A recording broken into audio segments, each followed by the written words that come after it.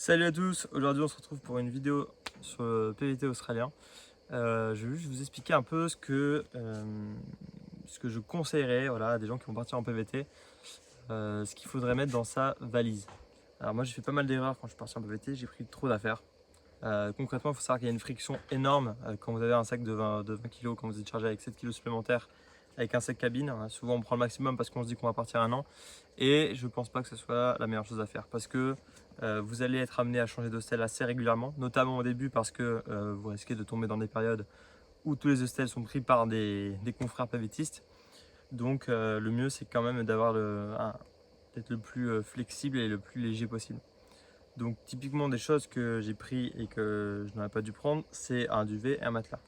Moi je pensais que j'en avais besoin, que j'allais faire du camping ou que ça allait me servir en galère ou quoi, mais non. La réalité c'est que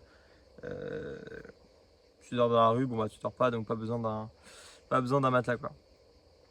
Mais des tas de choses un peu à la con, genre une lampe frontale. J'avais pris du matos de camping en fait un peu pour aller à l'étranger et j'en ai pas du tout besoin. Pareil pour les vêtements, trop de vêtements. Il y a toujours la moitié de mes vêtements dont je ne me servais pas à l'étranger. Prenez tout de même une polaire, un vêtement chaud parce qu'on ne s'attend pas forcément. Mais l'hiver peut être quand même relativement froid, ça peut descendre à 10, donc voilà. Les t-shirts ne suffisent plus. Mais encore que je vous conseillerais plutôt d'acheter des vêtements sur place. À Camert, là-bas, il y a vraiment des prix très compétitifs, donc il n'y a pas besoin vraiment de ramener ses vêtements par peur de dépenser beaucoup d'argent là-bas. C'est assez rentable. Vous vous rendez bien compte que c'est pas exactement le même moment auquel j'ai tourné la dernière fois, mais en fait je voulais vous faire une promotion du sac que j'ai acheté parce que je l'ai testé entre temps et je le trouve vraiment super. Je vais vous expliquer un peu pourquoi. Alors on s'en fout un peu de la marque, mais ce qu'il faut comprendre sur ce sac, c'est qu'il est bien parce qu'il a deux compartiments détachables. Donc ça vient se déclipser de ce côté, il y a une fermeture éclair, c'est vraiment pas compliqué, hop, et puis deux clics, ici et là. Et pourquoi ça c'est bien? Tout simplement parce que ça permet d'avoir un sac cabine, c'est-à-dire un sac de 55 cm. Et en plus j'ai un petit sac de 10 litres du coup, qui en fait compte comme un accessoire. Donc au final j'ai 60 litres que je peux amener en cabine, donc j'ai pas besoin de payer un bagage supplémentaire, c'est vraiment super bien optimisé. En plus c'est super parce que moi j'aime bien avoir un petit sac pour pouvoir partir à la plage, mettre ma serviette, mes lunettes de soleil, de la crème solaire à l'intérieur, donc c'est vraiment top. Par contre sur ce modèle, bon, petite erreur de design, mais en gros c'est comme si c'était conçu pour être un sac à dos. Vous voyez qu'il y a deux sangles pour les épaules. En fait, pas du tout, hein. Ça se porte vraiment comme en bandoulière, comme ça. Voilà, petite erreur de design, mais c'est pas très grave. Je vais mettre le sac à plat pour que vous puissiez un peu plus voir juste après. Mais avant, donc il y a une poche qui est à l'avant qui peut servir à peut-être un accès rapide, vous pouvez mettre un vêtement à l'intérieur. Et chose notable également, c'est que le sac est vendu avec un poncho. Voilà, je retrouve plus le nom. C'est vendu avec un poncho, donc c'est souvent le cas sur les sacs de voyage. Mais voilà, je préfère la notifier. Je vous conseille de faire attention à ça parce que c'est quand même super utile. Après, c'est quelque chose qui s'achète séparément, ça coûte vraiment pas très cher. Donc j'aime bien aussi ce sac parce que pour la rando, en fait, il est un peu tourné rando. Également, vous voyez qu'il y a en fait un truc extérieur pour mettre une bouteille. Comme ça, vous avez une bouteille en accès rapide et ça, je trouve ça vraiment génial. Autre chose notable, très cool en fait pour la randonnée, mais également enfin pour le voyage de manière générale, pour moins transpirer parce que souvent on a forcément pas mal de marche à pied à faire entre les hostels, entre les aéroports, etc. Et bien c'est qu'il y a des armatures. Et alors il n'y a pas de filet comme un sac de randonnée, mais il y a des armatures, ça permet quand même de séparer un peu le sac du dos, donc de laisser l'air respirer. Donc vraiment vous allez avoir du contact qu'au niveau des épaules et au niveau du bas du dos. Donc ça franchement c'est génial. Autre chose à dire sur ce sac, enfin, de manière générale sur tout sac que vous voudriez acheter, bon, évidemment, mais ça je pense que c'est indispensable, c'est vraiment une attache évidemment au niveau du ventre et une attache au niveau du... Je raconte n'importe quoi, c'est celui-là. Hop. Les mains sifflées parce que toujours tourner randonnée. Ça s'attache ici, voilà, c'est top. Un sac, comment est-ce que ça se règle? Alors ça va se régler tout d'abord à ce niveau-là. C'est-à-dire à quel point est-ce que c'est collé au niveau du dos parce qu'on n'a forcément pas tous la même carrure. Donc en fait ici il va se régler sur ces deux lanières ici. juste à venir tirer un peu plus pour le ramener près du dos.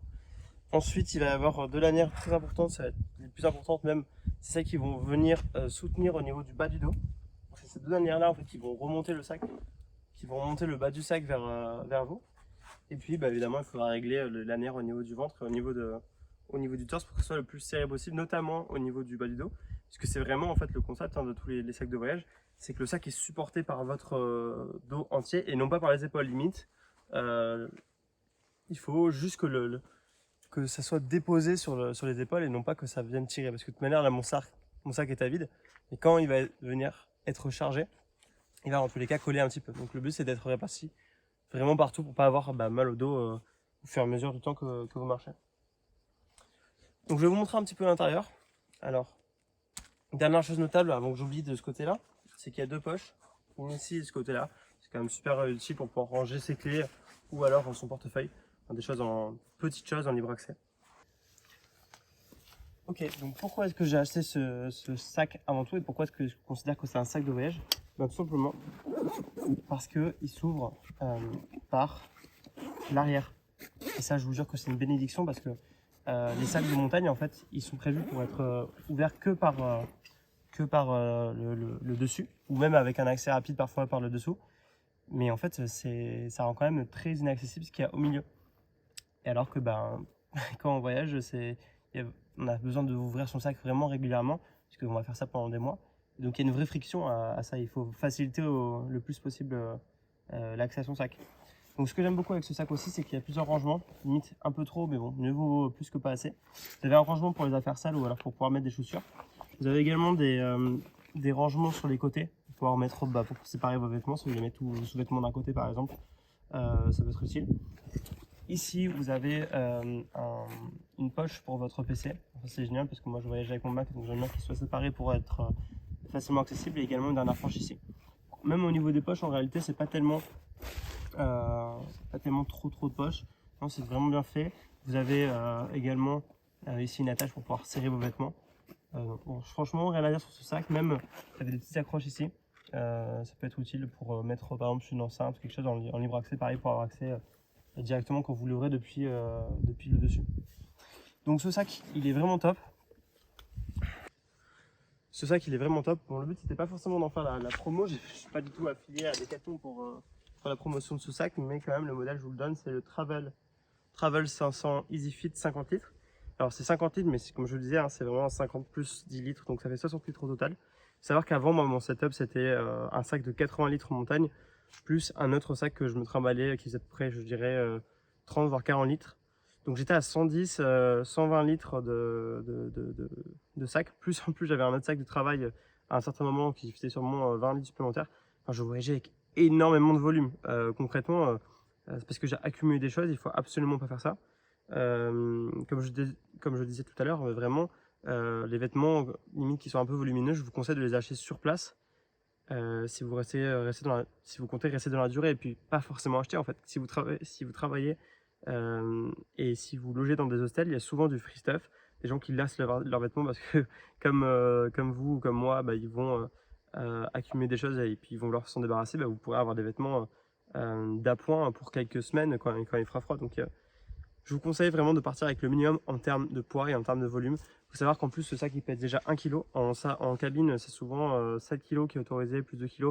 Ça va être au maximum quelque chose comme 8-10 kg. Donc il faut vraiment partir avec des affaires légères. Déjà, si vous prenez votre PC, plus un petit peu d'électronique, on va dire, allez, vous avez 2 kg d'électronique maximum, plus votre sac, ça fait 1 kg. Voilà, il vous reste 7 kg maximum de vêtements et puis d'affaires en tout genre, de trousse de toilette. Mais ça, pareil, je vous conseille d'acheter tout sur place. Prenez que le minimum et puis même quand vous êtes sur place, essayez d'accumuler le moins possible parce que avoir un sac lourd et imposant, c'est une énorme friction pour tout. C'est-à-dire que vous allez avoir la flemme de bouger en hostel, vous avez la flemme de changer de travail facilement, vous avez la flemme d'aller voir des potes en week-end. Enfin, c'est des petites frictions peut-être, mais elles ont vraiment un impact sur votre état d'esprit, sur votre envie de faire des choses. Donc vraiment, je vais faire quelques points à retenir pour un sac de voyage. Un sac qui se sépare en deux, je trouve ça incroyable. Un sac avec pas trop de volume. Donc vraiment là, vous voyez, j'ai 60 litres. Mais en vrai, Vous pouvez même descendre, si vous êtes vraiment minimaliste, jusqu'à 40 litres pour voyager autour du monde, c'est suffisant. Un sac qui s'ouvre depuis l'extérieur avec des rangements en tout genre, en supplément. Et petit plus, c'est d'avoir un poncho parce que vous allez forcément tomber sur la pluie à un moment donné. Voilà, c'est tout pour cette vidéo. Je vous retrouve plus tard pour de nouvelles vidéos sur l'Australie. En attendant, je vous dis tchuss.